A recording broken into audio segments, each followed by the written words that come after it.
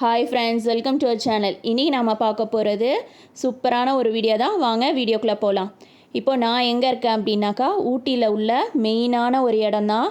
எல்லாருமே ஊட்டிக்கு வர்றவங்க கண்டிப்பாக இந்த இடத்துக்கு விசிட் பண்ணாமல் இருக்க மாட்டாங்க. வேறு எதுவும் இல்லைங்க, டீ ஃபேக்ட்ரி தான். இந்த டீ ஃபேக்ட்ரியோட ஸ்பெஷாலிட்டி என்னன்னாக்கா, நம்ம கண்ணு முன்னாடியே வந்து டீ இலை இருக்கு இல்லையா, தேயிலை, அது வந்து எப்படி ரெடி பண்ணுறாங்க அப்படிங்கிறது தான் பார்க்க போகிறோம். ஃபஸ்ட்டு ஒரு தேயிலையை கொட்டி வச்சிடறான். அந்த இலை இருக்கு இல்லையா, முழு இலை, அதை பறித்து ஃபுல்லாக காய வைக்கிறாங்க.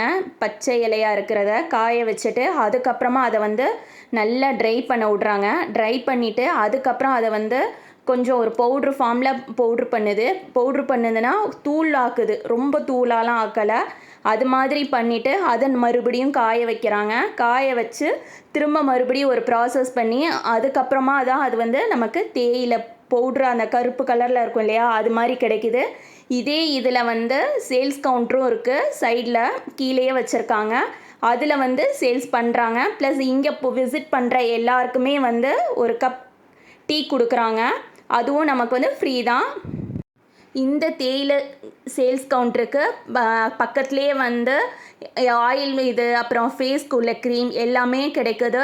அதுவும் நான் சிலது வாங்கினேன். ப்ளஸ் இந்த இருக்கிற டீ ஃபேக்ட்ரி இருக்கிற இதே இதில் தான் வந்து சாக்லேட் ஃபேக்ட்ரியும் இருக்குது. அதுவும் நான் அப்போது விசிட் பண்ணேன். அதுவும் சூப்பராக இருக்குது. அதுலேயும் வந்து சேல்ஸ் கவுண்டர் வச்சுருக்காங்க. நமக்கு என்ன வேணும் அப்படிங்கிறத நாம் அங்கே வந்து சாக்லேட் ஃபேக்ட்ரியில் உள்ளதில் செலக்ட் பண்ணிட்டாக்கா அதுலேருந்து நமக்கு எடுத்து கொடுத்துட்றாங்க. ப்ளஸ் அதுலேயே வந்து அந்த கவுண்டர்லேயே வந்து கீழே ஸ்பைசஸும் வச்சுருக்காங்க.